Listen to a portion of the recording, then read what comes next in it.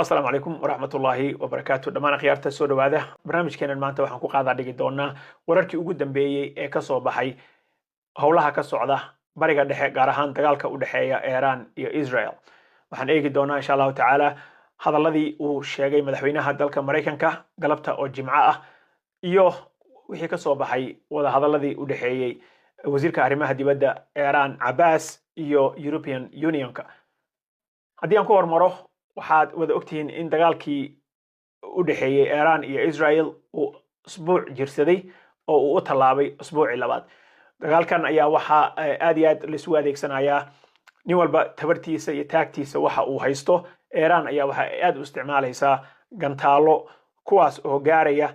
wadanka Israel Israeliinta ayaa iyagu waxa ay isticmaalayaan diyaaradaha F-35ka dalka Mareykanka lagu sameeyo kuwaas oo moodo in Iraniyiinta ay xal u laayihiin Israel ayaa iyadu waxay xal u laadahay gantaaladan ka soo gudbayo xuduudeeda oo soo dhaafayo Iron Dome-ka systemka ay isku difaacaan loogu talagalay inuu gantaalada ka hortago waxaa la soo warinayaa in dowladda Israel ay ku rafaadsan tahay gantaaladan ciida ka farabatay oo ay soo dirayaan Iraniyiinta waxaana la sheegay in xabadihii ay ku soo qabanayeen gantaalada ridada gaaban iyo kuwa medium range ah oo dhexdhexaadka ah ay ku qabanayeen inay la yihiin rasaastii ay kasii dhamaanayso taasna ay kasii dhigayso baa la yiri dowladda Israel in ay sii noqonayso mid gacmo maran oo hubkii hatta ay isku difaacaysay oo gantaalada ay uga hortagaysay ay gabaabsi ka yihiin mar laga wada hadlay arrinkan ayaa waxaa la sheegay in dowladda Mareykanka ay walaac saa'ida ka muujinayso arrinkan ku saabsan in Israa'iiliyiinta ay kasii dhamaanayaan oo gabaabsi ay ka yihiin gantaaladii difaaca waxa ay sheegeen in haddii ay noqoto Mareykanka in uu dib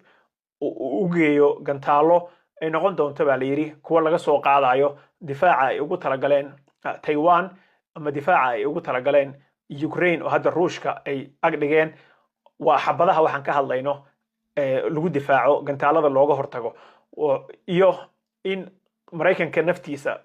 qaybtii uu haystay oo kaydka u ahayd in intuu qaado uu geeyo Israel bay noqonaysaa meeshaas oo ay sida sheegeen keenaysa in Mareykanka ama Taiwan oo China weerar looga cabsi qabo ama Ukraine ay mid un dayacmi doonto saas ay sheegeen marka arrinkan wuxuu keeni karaa baa la yiri in labada usbuuc ka horba haddii Iran sida hadda xawaaraha ay wax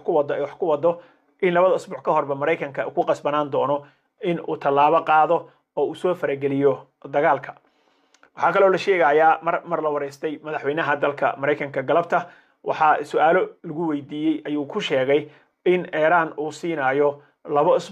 labada usbuucna uu ugu talagalay in ay isku soo dhiibaan oo ay kaga taqluusaan barnaamijkooda nuclearka waxa mar la weydiiyay intelligence community-ga dalkan Mareykanka ayaa waxa ay sheegeen in Iran aysan samaysanaynin wax nuclear bomb ah hadeer isaga oo ka jawaabay arrinka isaga ah ayaa waxa uu sheegay in Tulsi Gabbard gabadha u qaabilsan arrimaha nuclearka Iran oo dhowr jeerna la gashay wada hadallo dowladda Iran ayaa waxa ay cadeynteedii ahayd in aysan wax nuclear samaysanaynin dowladda Iran Obama buu wuxuu sheegay madaxweynaha in ay qaldan tahay su'aashaas wuxuu uga jawaabay gabadhaas way qaldan tahay waxaan ogahay oo aan hubaa buu yiri in Iran usbuuc ama laba kadib ay hatta ay samaysan karto waxa ay rabto waxaan siinayaa buu yiri xilligan aan u qabtay oo labada usbuuc ah haddii ay ku soo jawaabi waayaan ama dhiilka aan u hayo ay qaadan waayaan waxaan ku qasbanaan doonaa inaan talaabo ka qaado madaxweynaha ayaa waxa la filayaa caawa inuu ka qayb galo casho oo taageerayaashiisa qolyaha loo yaqaano MAGA Make America Great Again uu raba inuu la qaato su'aalo badanna uu ka jawaabi doonaa dhanka kale waxa maanta kulan uu dhaxmaray European Unionka oo dhameystiran midowga Yurub iyo wasiirka arrimaha dibadda Iran Abbas ayaa waxa uu sheegay in dowladda Iran aysan wada hadal gali doonin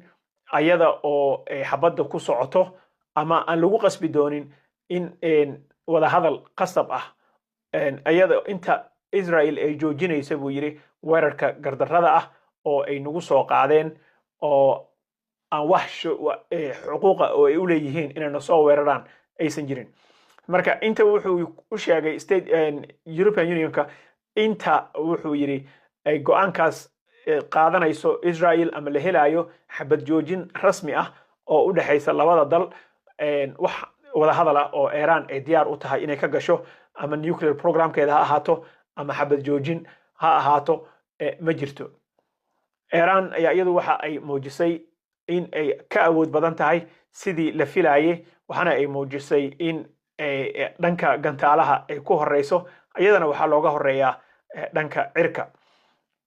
State Department-ga dalka Mareykanka ayaa isagu waxa la sheegayaa in uu arrinkan banaanka ka joogo, ka aamusan yahay, waxa isu jawaabayana ay tahay madaxweynaha dalka Mareykanka iyo Iran. mar loo sheegay madaxweynaha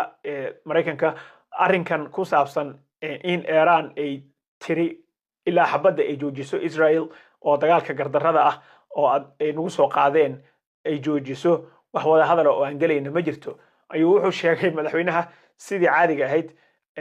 Iran inay la hadasho European Unionka maba ahaba buu dhahay, dadka ay rabaan inay la hadlaan waa annaga wax nagala dhaxeeyaan, annaga talaabo ka qaadayno, annaga dagaalka ku soo biirayna ama annaga iska daynayna. So in actuality wuxuu dhahay dadka rabo in ay la hadlaan waa annaga. So arrinkan Iran ayaa walwal badan